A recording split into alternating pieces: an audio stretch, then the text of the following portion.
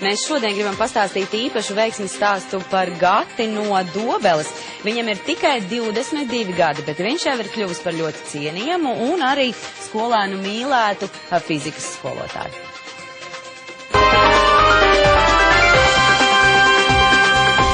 Gados kļūt par fizikas skolotāju ģimnāzijā. Gatis Nārvēša no Dobeles domāja, ka tas nav nekas neiespējams. Šoruden Gatis uzsāk nevis skolēnu, bet pirmās skolotāja gaitas Dobeles valsts ģimnāzijā, pasniedzot no 7. līdz 12. klasē fiziku, matemātiku un informātiku. Dzīvē man pienāca tāds posms, kad es jau esmu pietiekami daudz mācījies, man negribējās tajā brīdī vairāk mācīties, tad es domāju, ka man jāsāk par kaut ko strādāt, un es biju izmēģinājis vairākus darbus, un es sapratu, ka man patīk strādāt ar cilvēkiem, un tajā brīdī es domāju, kāpēc nemēģināt strādāt ar maziem cilvēkiem. Talantīgais puisis no izaicinājumiem nebaidās. Vienu semestru fiziku studēt Portugālē, otru mēģināt iekarot augstākas virsotnes. Man pašam, kad es biju skolā, man bija sapnis tikt kādā no pasaules labākajām universitātēm.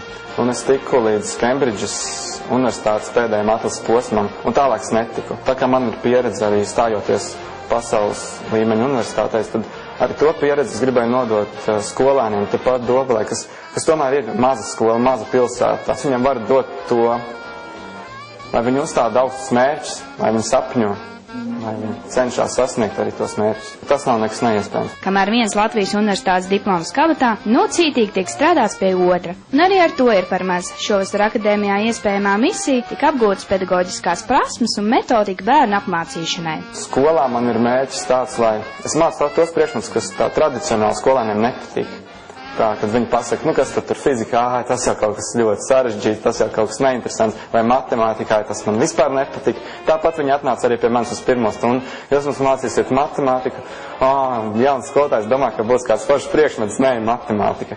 Bet ir jau tā, ka tu sāc redzēt, kādu brīdi stundās viņiem ir tās zipsnes, tās acīs dzirkstas, un ka viņiem patīk, un vakar arī pat visdelverīgākā klases skolā izgāja ārā no klases, un es dzirdu, ka viņi sarunās. Es biju domājis, ka fizika būs neinteresanta, un ka man patīk. Tas ir tas mans mērķis, lai viņiem būtu tā interese, lai viņiem patiktu tas. Tas, ka viņiem nepadodās, tā ir cita lieta. Kamēr jauniešiem nav nekāda problēma pieņemt tik jaunu skolotāju, viņu vecāki šajā situācijā ir apjukuši, jo skolotājs izskatās tieši tāda paša vecuma kā viņu bērni. Tā sajūta skolā vienmēr, ka tu esi jauns, ka tev nekad nebūs rutīna.